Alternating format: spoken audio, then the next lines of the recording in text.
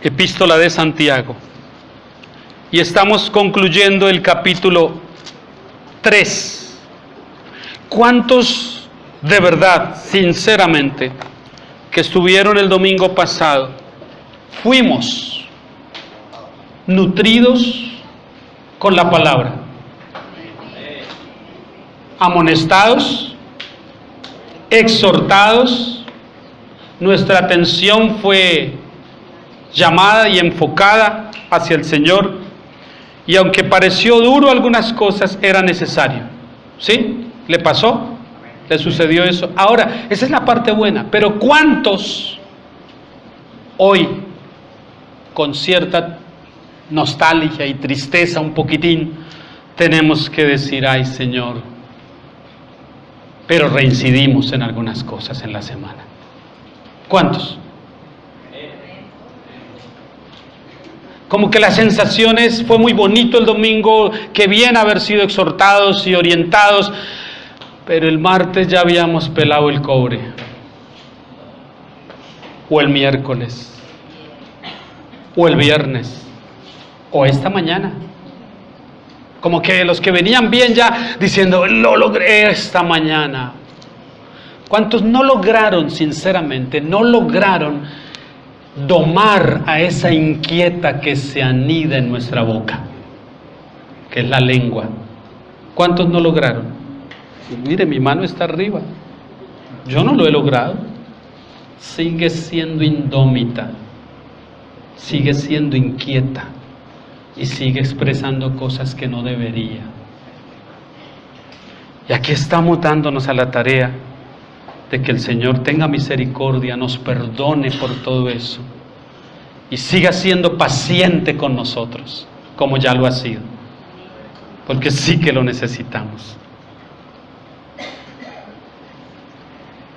Capítulo 3, versículo 13, para los que no han estado, déjeme y lo ubico un poquitito.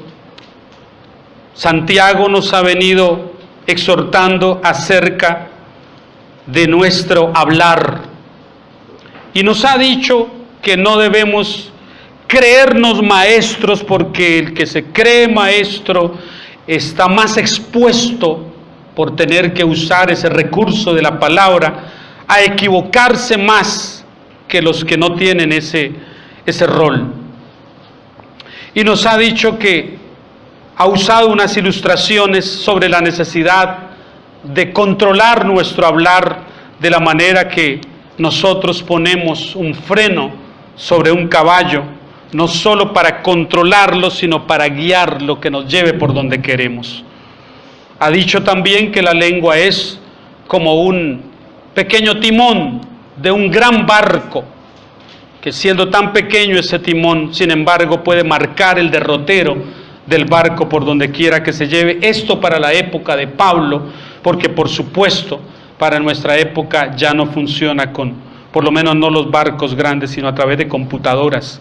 Pero también nos ha dicho que la lengua es como un pequeño fuego, insignificante, que no sabemos cómo ni dónde comienza, pero de pronto termina encendiendo un gran fuego.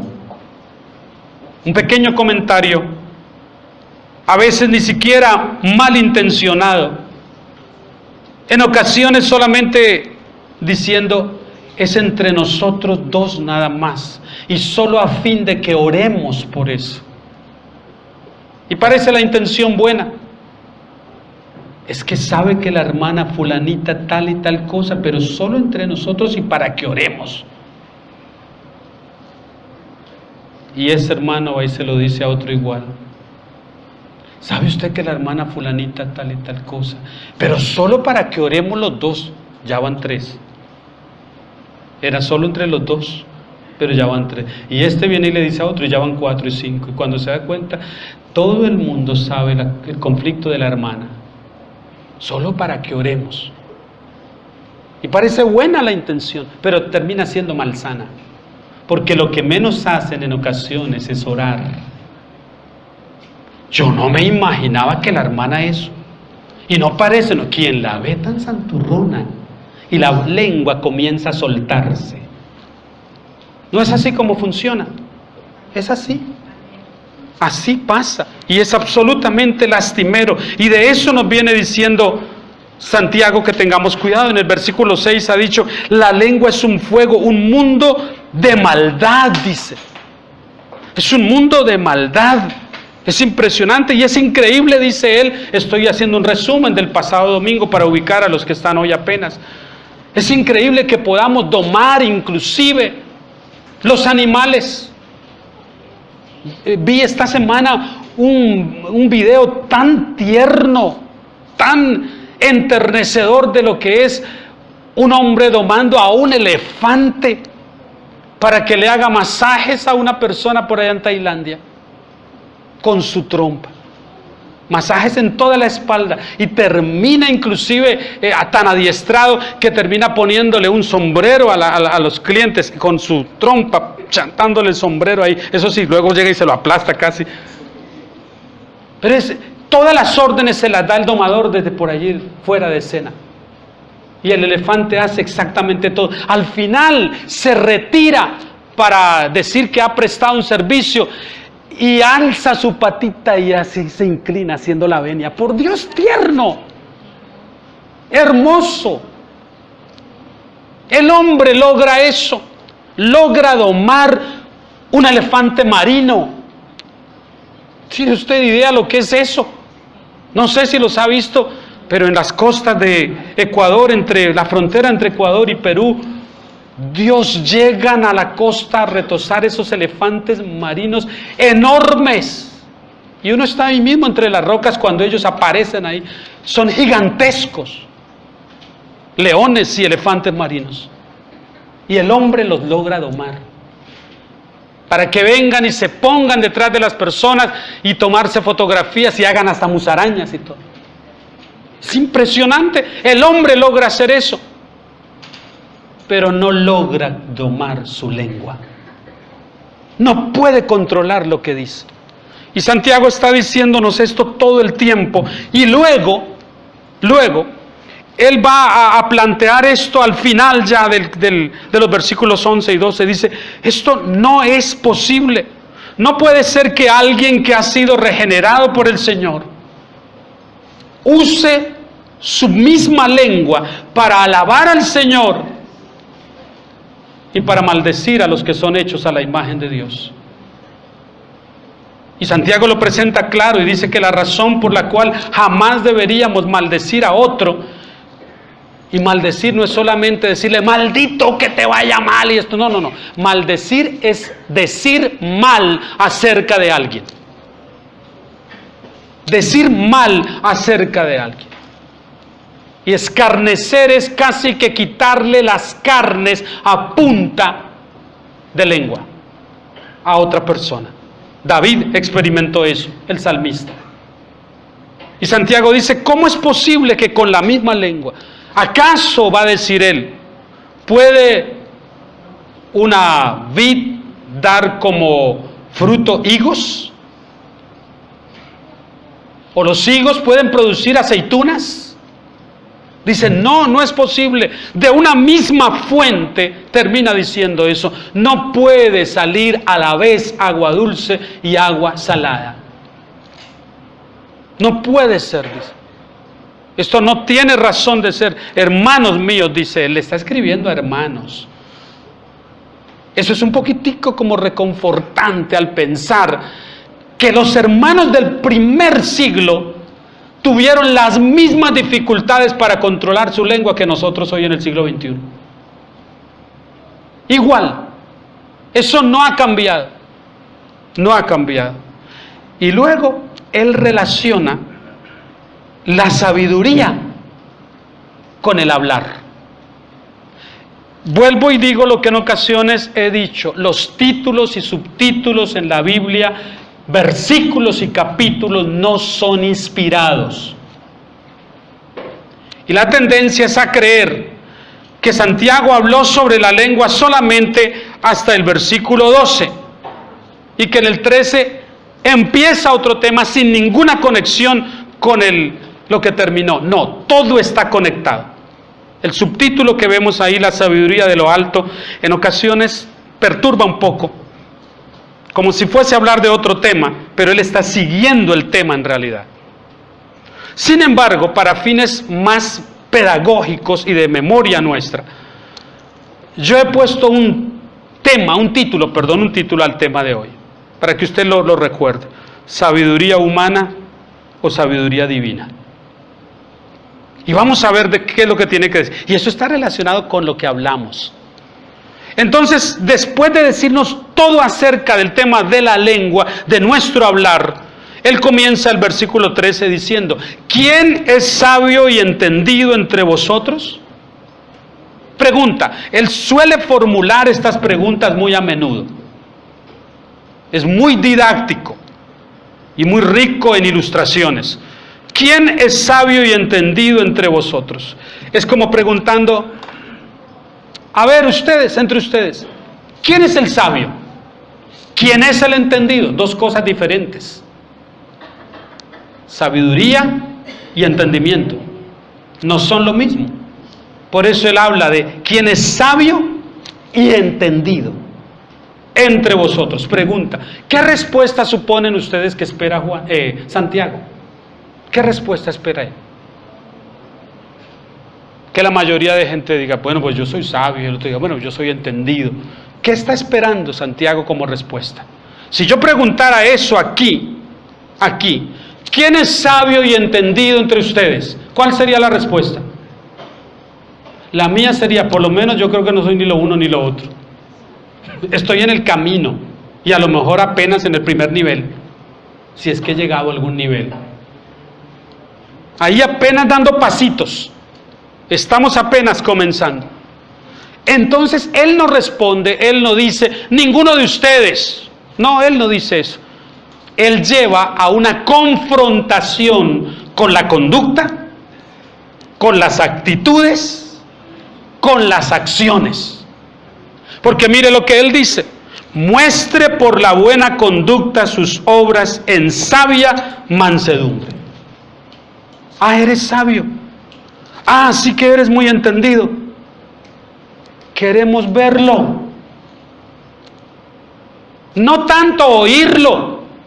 Porque el mayor problema de nosotros es que nos casamos, nos amarramos, nos atamos con nuestras palabras, pero luego no hay coherencia en el actuar. Lo que decimos está muy lejos de lo que hacemos. Y es una enorme deuda que tenemos la mayoría de nosotros. Y un enorme compromiso también en el que deberíamos trabajar con mayor ahínco. Y entonces la primera cosa que él nos plantea en este versículo es ser cuidadosos en lo que pensamos. ¿Cómo alimentamos nuestros pensamientos? ¿Qué es lo que nosotros más pensamos? El control que se tenga de los pensamientos es tan importante porque lo que pensamos determinará también cómo actuamos. Cómo nosotros pensamos determinará lo que haremos. Lo que pensamos creará actitudes, acciones, conducta. Eso hará. Y usted, como dijo Martín Lutero, no es responsable de todo lo que piensa. Muchos de nosotros no somos responsables de un enorme porcentaje de pensamientos que llegan de sopetón a nuestra mente, sin ni siquiera estar dándole idea a esas cosas, y de pronto asaltan pensamientos como dardos, ¡pum!, a la mente. Y Martín Lutero dijo: no somos responsables de que las aves, los pajarillos, revoloteen sobre nuestra cabeza, pero sí somos responsables de que hagan nido en ella. Porque está muy bien, usted a cierta altura usted no puede controlar que ellos estén volando sobre su cabeza, y que en ocasiones hasta hagan alguna gracia sobre su cabeza. Usted no puede controlar del todo eso. Pero cuando ya comienza a ver un pajarillo a traer ramitas y chamizos y a ponérselos en su cabeza y organizando un nidito allí, y usted no se da por enterado, pues algo está mal con usted. Porque no debe ser nada, con todo y lo lindos que son los pajarillos, no debe ser nada bueno andar uno con un, bueno, a mí no se me vería ni mal, ¿no? Porque haría por pelo, con un nido de pájaro en la cabeza, un peinado punk. Pero ¿se imagina usted eso? Desde que el pajarillo comienza a traer una pajilla y luego otra y lo pone ahí y yo estoy tranquilo, como que no es conmigo. Hasta que los demás me digan, oye, tienes un nido así de grande encima de la cabeza. Lutero dijo, no somos responsables de que revoloteen, pero sí somos responsables de que hagan nido. Yo soy responsable de lo que hago con los pensamientos que llegan a mi mente. ¿Cómo los llevo a la realización? Esa es responsabilidad mía.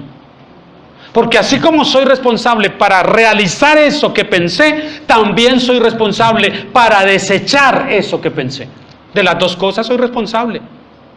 Los fabrico, los cultivo, los consiento hasta llevarlos a realización, o desde el mismo momento que llegan y que sé que es un pensamiento que no conviene, simplemente lo desecho y ya no le doy más lugar a eso.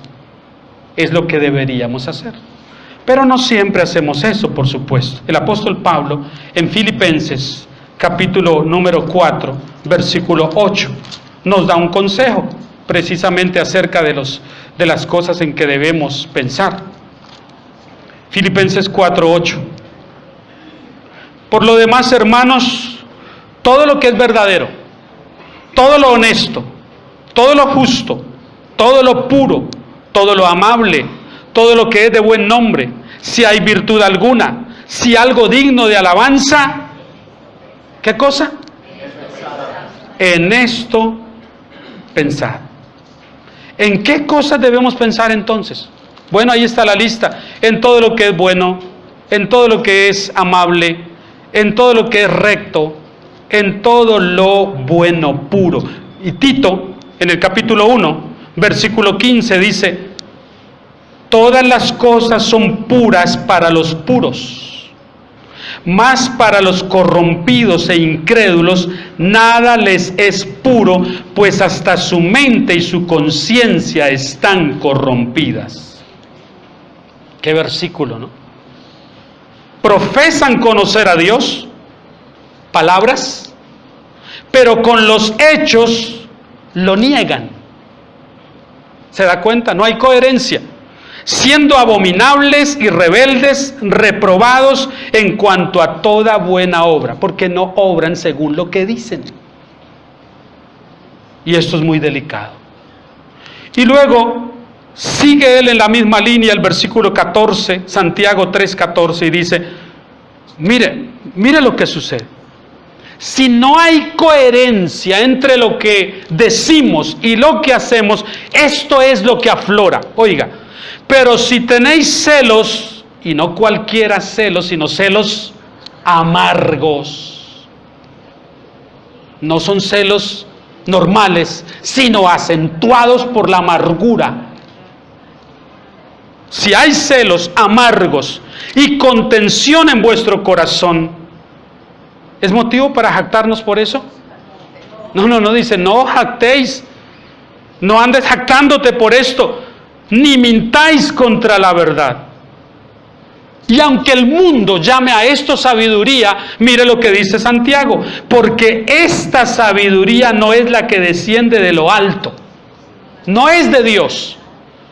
Esta sabiduría, oiga cómo es: terrenal, animal, diabólica. Uf, qué fuerte, ¿verdad? Así que él nos está hablando de la importancia de la gracia, para que la gracia sazone esas cosas hasta expulsarlas de nosotros. Celos, contiendas, hipocresía, maldad, son obras de la carne que revelan ausencia de Dios. Cuanto más ausentes estemos de Dios, más propensos somos a estas cosas. Y no sé si soy el único a quien le pasa eso, pero yo soy consciente de cómo está mi comunión con Dios, porque me vuelvo muy irritable cuando no tengo una comunión constante, y como debería ser con Dios, me vuelvo intolerante, contencioso, impaciente, irascible. No sé si soy el único, pero ese para mí es un marco por el que me doy cuenta. Inmediatamente es como que el Señor está diciendo: estás descuidado en la comunión y mira cómo estás actuando, mira cómo estás reaccionando. No había motivo para esa reacción. Ese asuntico no merecía esas palabras que dijiste. Gracias a Dios que la convicción es tan inmediata como también fue el actuar. Eso es algo que debemos abonar a la obra del Señor en nosotros. Gracias a Dios. Si usted no se siente reprendido, entonces sí, cuidado. Pero si inmediatamente usted experimenta la reprensión: oh Dios, qué cosa he pensado, qué he dicho, qué fue lo que dije, qué fue lo que hice, cómo actué, inmediatamente. Y de una vez se confiesa como un pecado ante el Señor. Y se trata de remediar también con las personas que estén involucradas, por supuesto. Arrogancia, mentiras son parte de un espíritu propio de esta época. ¿Hemos de jactarnos por estas cosas? ¿Hemos de sacar pecho porque yo soy el más arrogante de todos, y el más mentiroso, y el más celoso, y el más hipócrita, y el más engañador? ¿Quién saca pecho por eso? Nadie. Nadie se jacta de esas cosas. Pero usted va a ver, hermano, lo mejor que viene ahora. ¿A dónde pretende llevarnos Santiago? Note que primero está hablándonos de la sabiduría humana, que para él es animal y diabólica. ¿Por qué la llama sabiduría entonces? Porque también se llama sabiduría la que viene, el conocimiento que viene de Dios. Una cosa, cuando hablamos de sabiduría en el contexto de la sabiduría que viene de Dios, del hombre sabio, estamos hablando de esto: de la persona que intenta ver las cosas desde la perspectiva de Dios y aplicarlas como corresponden a la circunstancia.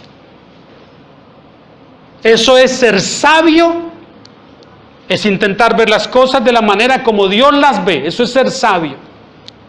Pero luego, aplicar esas cosas a lo práctico es ser entendido.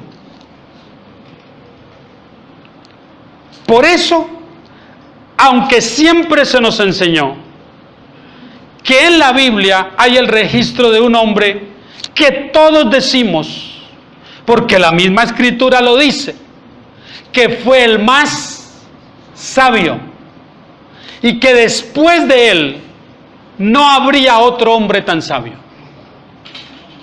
¿Quién es?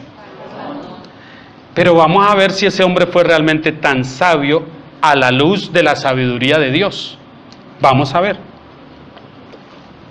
Vamos a dejar que la Escritura sea la que nos hable. Voy a invitarle a Primer Libro de Reyes, capítulo 3. Primer Libro de Reyes, capítulo 3.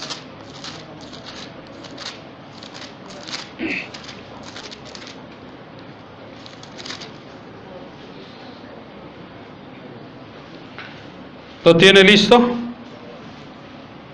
El versículo 9.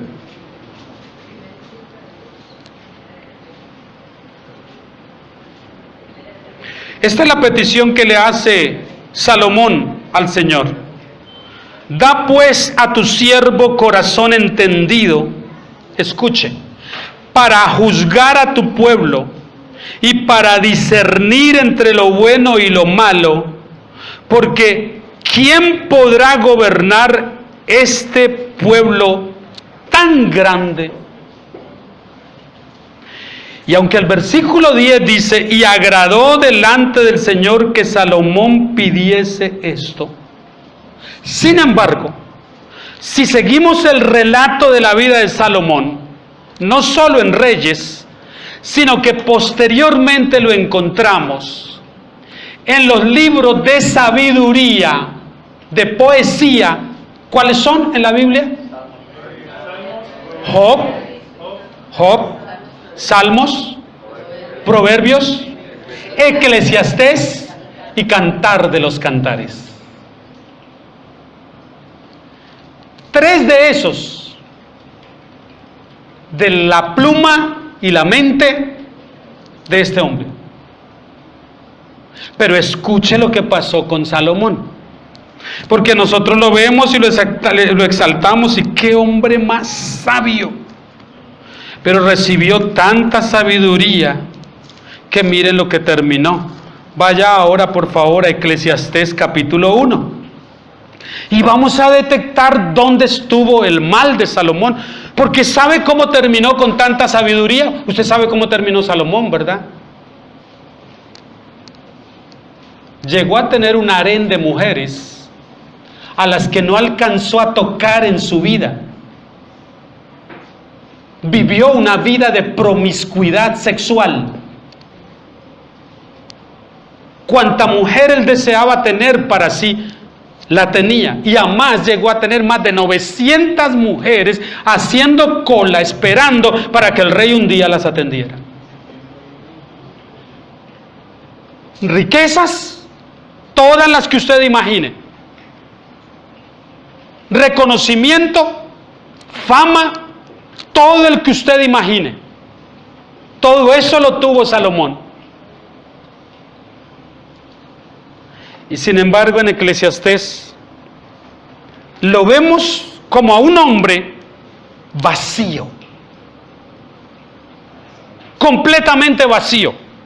Mire lo que él escribe, 1:12 de Eclesiastés. Yo, el predicador, fui rey sobre Israel en Jerusalén. Y a ver si usted detecta dónde estuvo la falla de Salomón. Y di mi corazón a inquirir y a buscar con sabiduría sobre todo lo que se hace debajo del cielo. Este penoso trabajo dio Dios a los hijos de los hombres para que se ocupen en él. Y voy a leer solamente a ver si capta dónde está el error de él. Miré todas las obras que se hacen debajo del sol. Versículo 16. Hablé yo en mi corazón diciendo, versículo 17, y dediqué mi corazón a conocer sabiduría. Capítulo 2, versículo 1, dije yo en mi corazón. Versículo 3, propuse en mi corazón. Versículo 4 del capítulo 2, engrandecí mis obras, edifiqué para mí. Me hice, versículo 5, versículo 6, me hice estanques, versículo 7, compré siervos y siervas, versículo 9, y fui engrandecido, versículo 10, no negué a mis ojos, versículo 11, miré yo luego, versículo 12, después volví, y si usted sigue, se cansa, llega al versículo 17 y dice, aborrecí por tanto la vida, porque la obra que se hace debajo del sol me era fastidiosa, por cuanto todo es vanidad. Y en el 18 dice, asimismo aborrecí todo trabajo. Y si usted sigue todo el libro, mire el 3:16 lo que dice, vi más debajo del sol. ¿Dónde estuvo el problema de Salomón? Pero ¿cuál es el lenguaje que usa? Ego, ego, ego, ego, ego, ego. Yo. Primero yo, segundo yo y tercero yo. Yo hice, yo logré, yo alcancé, yo inquirí, yo esto, yo edifiqué, yo lo otro, yo aquello. Antropocentrismo. Él solo sabía hablar de sí mismo, de sus logros, de sus éxitos, de sus conquistas, de su sabiduría. Él no veía nada de esto como un regalo de la gracia de Dios. ¡Qué tremendo es esto, hermano! Porque ese fue el mal mayor. La más grande bendición recibida para Salomón se convirtió en su más grande perdición. Y esto debe ser para nosotros ejemplarizante. Ninguno más sabio. ¿Y de qué le sirvió? ¿Para qué le sirvió todo esto? Es el único responsable de la división del reino. Él recibió el reino unido como herencia de Dios a través de su padre David. Y comenzó a reinar después de David por 40 años. Pero es el responsable, es el último rey de los 3 reyes que estuvieron en el reino unido: Saúl, David y Salomón. Salomón es el responsable de la división del reino: 10 tribus en el norte, 2 en el sur. ¿A causa de qué? Si usted lee el libro de Reyes y Crónicas, va a saber todo lo que dice. Introdujo idolatría en el culto al Señor. Mujeres paganas controlaban su vida. Y se pervirtió Salomón. Y el reino terminó responsable de esto. Imagínese usted esa lección tan grande. Si no tenemos que aprender de esto. Luego, esa sabiduría que recibió el de Dios, mire en lo que Él la convirtió.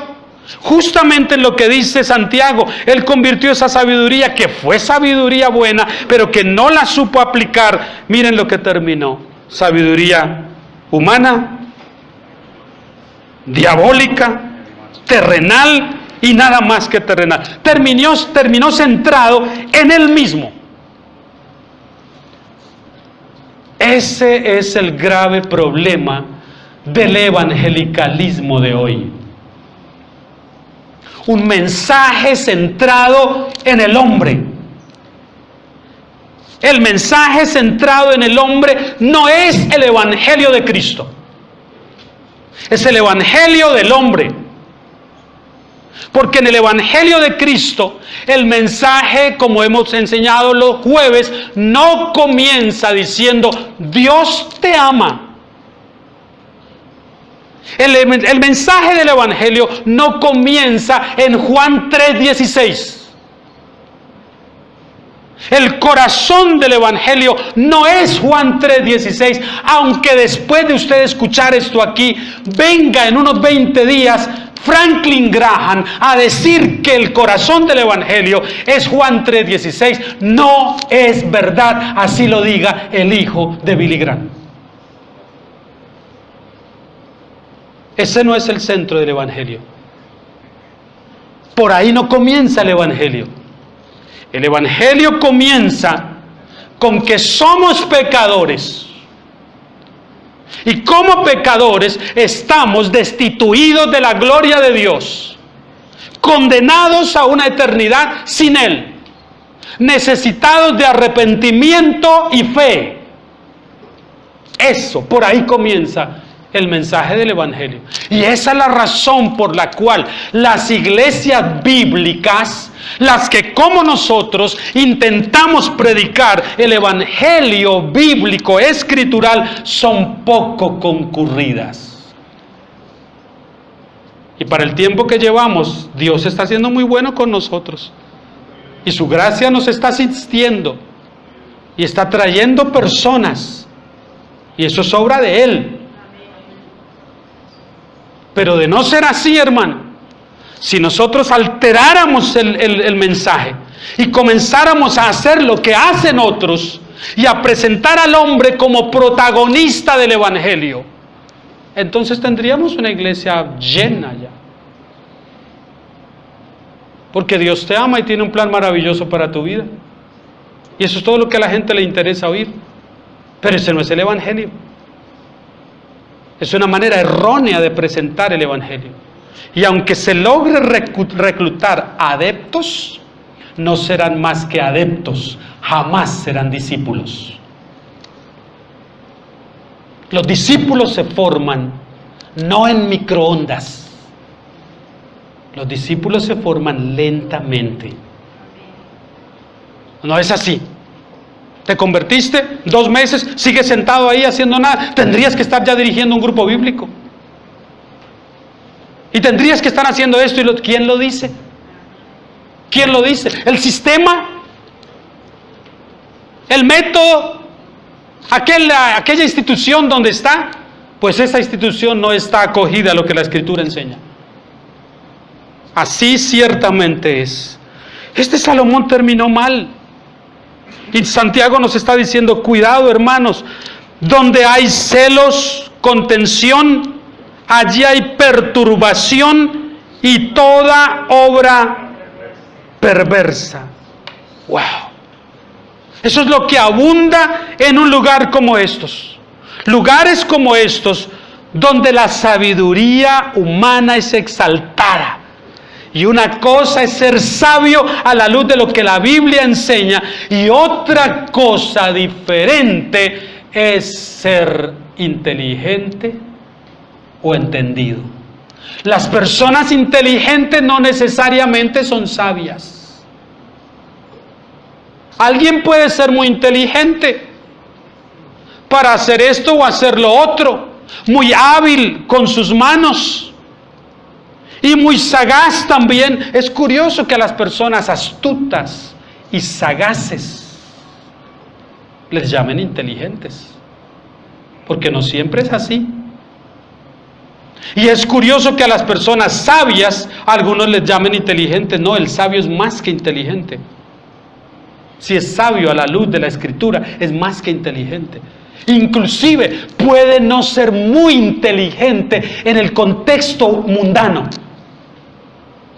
pero si es sabio, si sabe aplicar las cosas a la práctica, a la manera de Dios, esa es una persona sabia. ¿Sabe qué descubrí yo? Que no soy nada sabio.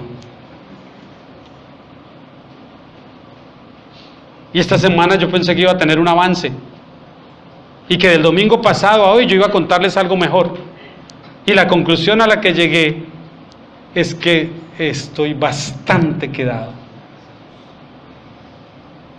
Y que nadie diga, como alguien dijo, qué sabio es usted, qué sabio, usted no me conoce nada. No me conoce nada. Porque si me conoce, pregúntele a mi esposa qué tan sabio soy. Y de 1 a 10 ella le va a decir, yo creo que es 0.1. Él está tratando de llegar a 1. Porque ellas son las más sinceras que tenemos en casa, ¿no? Sin anestesia. ¿Y usted? ¿Qué tan sabio es? ¿Qué tanto conoce acerca de las cosas de Dios y cómo Él las ve? ¿Qué tanto sabe usted cómo ve Dios nuestra realidad? ¿Cómo está viendo nuestra realidad? ¿Qué tanto conoce usted de eso?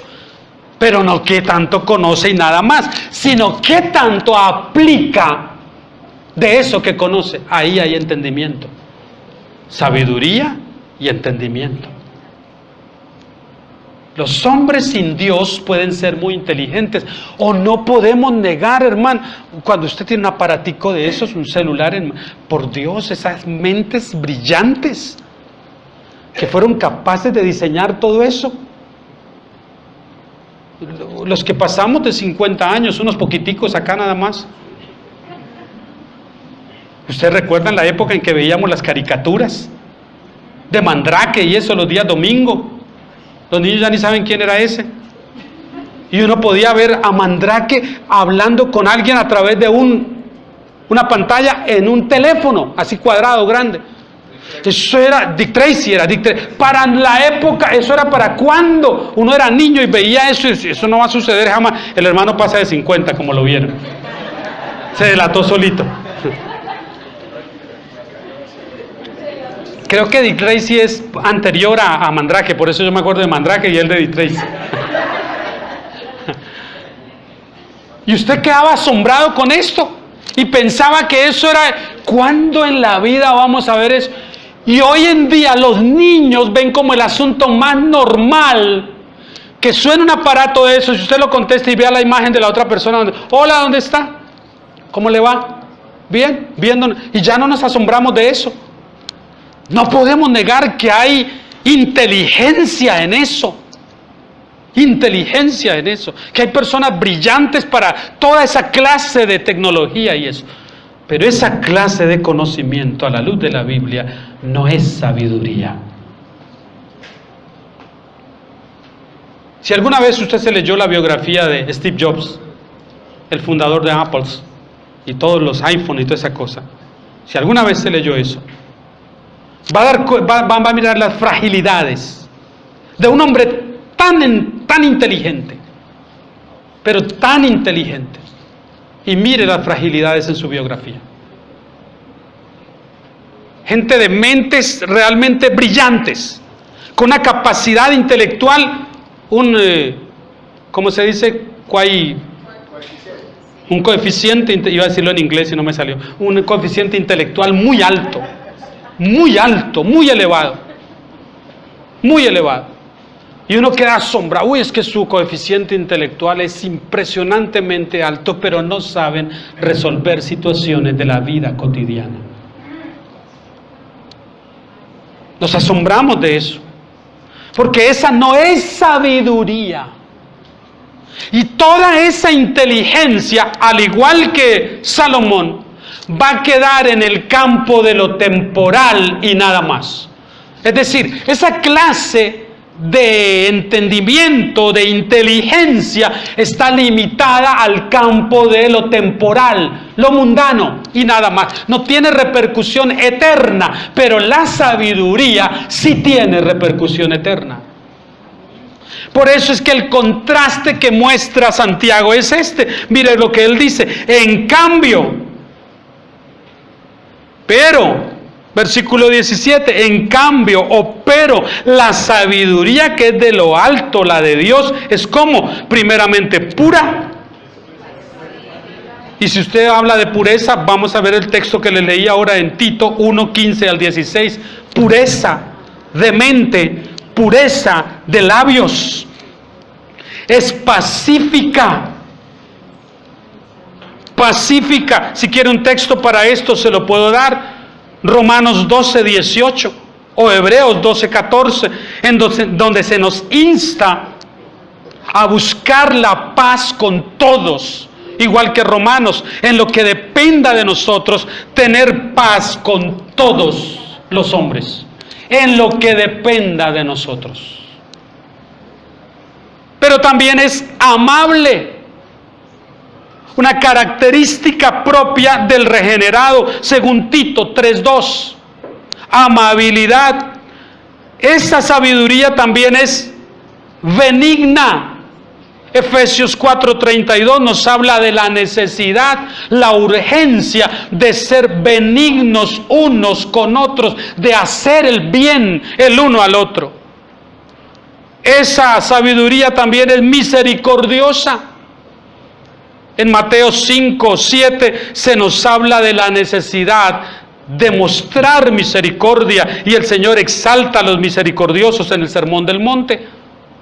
Se nos invita también que la sabiduría de Dios trae buenos frutos. Y vamos ya acercándonos al final. ¿Cuáles son los buenos frutos? Ese sí lo leo con ustedes. Gálatas, por favor. Gálatas 5.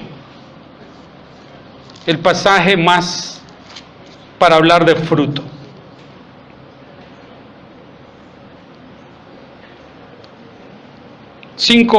Versículo 22.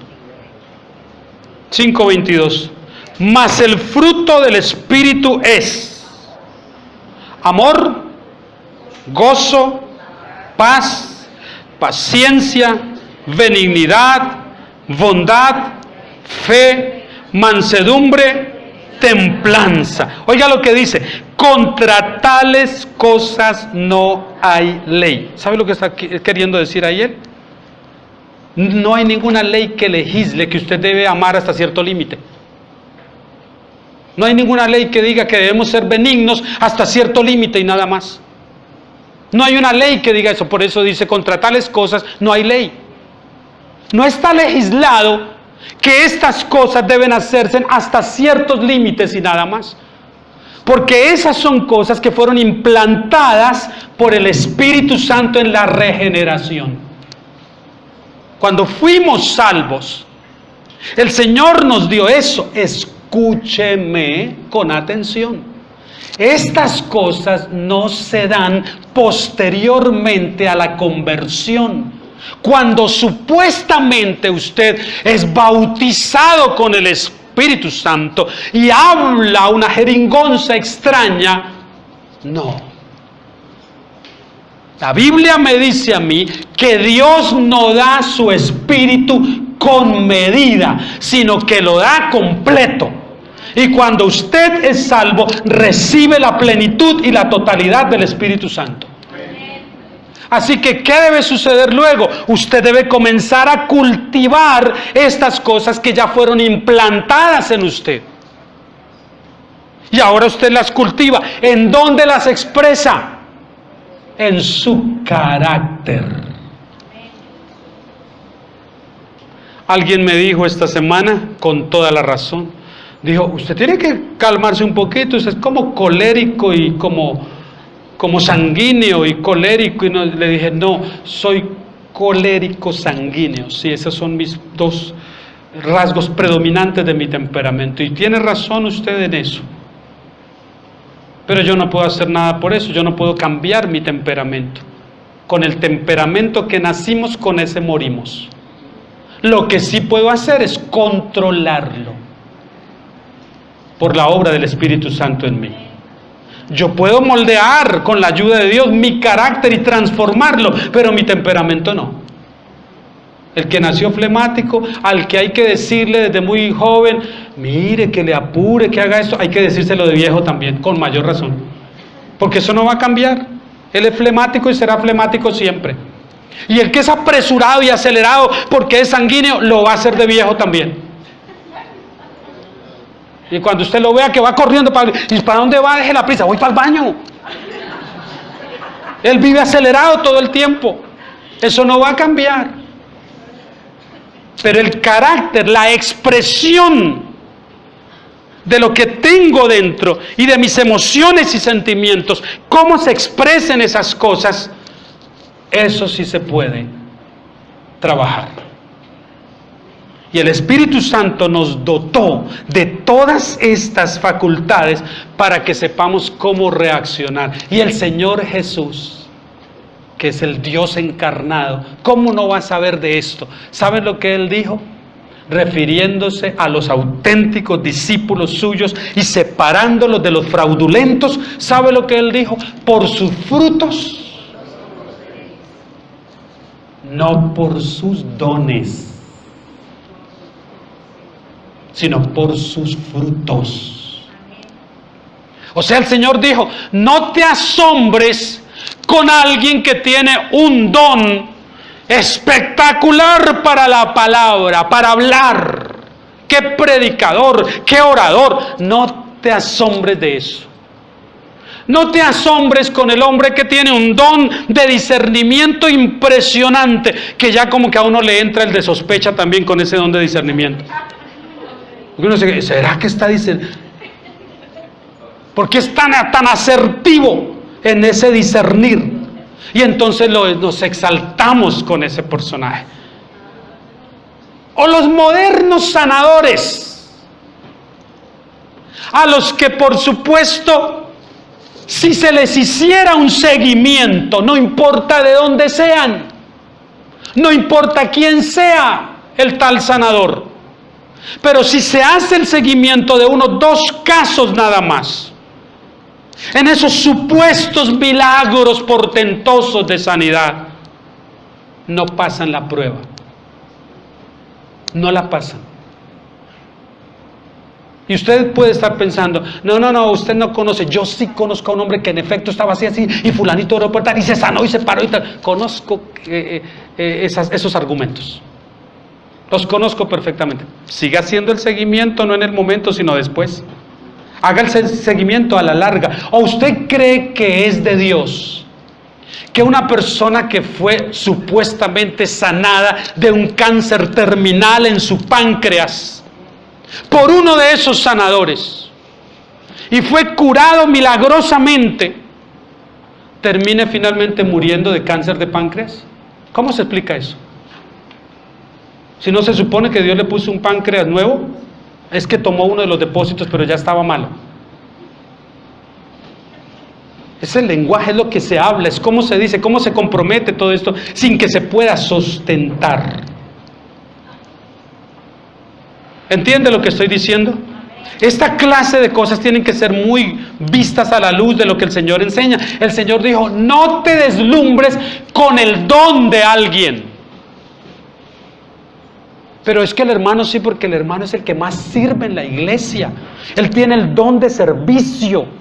Él está atento para servir en esto, en lo otro, en aquello. ¡Qué gran don de servicio! Dice, no te asombres de eso. Asómbrate del fruto. ¿Y sabe cuál es el problema? Que el don lo podemos ver en ejercicio. En algún momento que estamos conociendo a la persona públicamente en una actividad o algo y está exhibiéndose el don. Pero lo que no podemos ver es el fruto. Para detectar el fruto tenemos que pasar tiempo con esa persona, porque el fruto se expresa en el carácter. Así entonces, ninguno de ustedes está más habilitado que mi esposa para saber cuál es el fruto que yo doy. Ninguno de ustedes. Ella sí, porque ella convive conmigo. Entonces, pobrecita, ella sí sabe. Porque ella sí dice, yo sí conozco. Ella sí, ninguno más. Uy, entonces usted es un hipócrita, hermano. ¿Eso es lo que está diciendo? ¿Que usted es un doble entonces y nos muestra aquí una careta? No, yo creo que nunca he mostrado una careta que no sea la que les he mostrado siempre, no tengo otra. Y que tengo las mismas luchas que ustedes, los mismos conflictos que ustedes. Igual me suceden cosas como a ustedes también, igual todos los días. Y también tengo que andar controlándome para no salirme de casillas todos los días. Carácter. Pero nosotros nos deslumbramos con el don sin conocer el carácter. Una ocasión que vino uno de esos reconocidísimos sanadores de la televisión y vino a Venezuela. Y gente de acá hasta se endeudaron para poder ir hasta esa ciudad en Venezuela en esa época cuando ese hombre vino, para estar allá y poder decir luego, estuve en la cruzada de fulanito de tal, porque estamos siendo cuidadosos y no decimos nombres. Estamos aprendiendo a controlar la lengua, ¿no? Entonces, y después trajeron a otro más latino y más reconocido, la versión latina de ese americano. Ya dije los nombres, ¿no? La versión latina vino por allá a Venezuela. Y había que verlo, hermano, cuando le pasaron el micrófono y el sonido no funcionó. Había que ver el fruto que salió de ese hiperungido. Yo solo pensaba, uy, cómo me gustaría que algunos hermanitos que conozco estuvieran por acá viendo el carácter de este ungido y la forma como se expresó y todo para las personas que controlaban el sonido, porque él no podía hacer ese ridículo. Tenía que estar todo listo tal cual. Él no podía ni siquiera tomar el micrófono para decir, hola, hola, probando. No, ¿qué es eso? Yo tengo que ir y de una vez funciona todo. Pero no pasó así. ¿Y qué es lo que estamos viendo? Queríamos ver, la gente quería ver era el don. A todo el mundo se le olvidó después la salida de casillas de él, que fue pública, por todo el show que hizo después de eso. Para entretener a la gente y nada más. Y por supuesto llevarse una gran ofrenda en dólares. Porque ese es el fin. ¿En qué termina todo esto según Santiago? Miren lo que termina. Pero la sabiduría que es de lo alto es primeramente pura, después pacífica, amable, benigna, llena de misericordia y de buenos frutos, sin incertidumbre ni hipocresía. Sin incertidumbre, sin dudas, sin hipocresía. Y el fruto de justicia se siembra en paz para aquellos que hacen la paz. Es imposible, mi hermano, que se pretenda la paz sin aplicación de la justicia. La Biblia lo enseña no solo aquí, también lo dice en Isaías. Gravísimo error que cometen no solo nuestros dirigentes políticos, sino las personas que defienden esa postura también, de que la paz se puede construir sin justicia y sin reparación. Eso solo a mediano y largo plazo traerá mayores conflictos, resentimientos, pleitos, guerras. Y el país estará otra vez envuelto en el conflicto del que supuestamente está saliendo. ¿A qué precio? Porque la Escritura lo dice. El precio de la paz es la justicia. La justicia. Pero si no hay justicia, ¿quién espera la paz? Ahora le pregunto, ¿entonces qué? ¿Usted es sabio? ¿Y cuál es su sabiduría? ¿Es mundana o es divina? Creo que aquí no tenemos que pensarlo mucho, ¿no? Ni comenzar pin, de pin, play. No, aquí nosotros sabemos. Señor, perdónanos. Porque la verdad, ¿qué nos sirve conocer tanto si no aplicamos de manera correcta? Volvamos a empezar esta semana. Volvamos a empezar. Otra vez el reto de 7 días, de aquí al próximo domingo. Pero para que no se aflija con eso, haga el reto diario al empezar el día. Este es el desafío de hoy lunes, dígalo mañana. Este es el desafío. Vivir este día bajo la sabiduría de Dios, aplicando las cosas como debe ser, cuidando mi lengua, cuidando mis pensamientos. Un día a la vez, hágase ese desafío, para que el domingo quizás que lleguemos acá, podamos decir, algo parece que logré. Por lo menos lunes, y gracias al tiempo de ayuno que estuvimos y todo, ese lunes lo pasé como en limpio. El martes ya me iba pero el miércoles rectifiqué. Y quizás el domingo tengamos algo bueno que contar y presentarnos ante el Señor un poco más tranquilos. Y que el Señor abone a nosotros ese deseo que tenemos por verdaderos cambios. Señor, cuando tu palabra es predicada, no nos queda más sino esperar a que esa palabra, por tu Espíritu, produzca el fruto que ella está llamada a producir.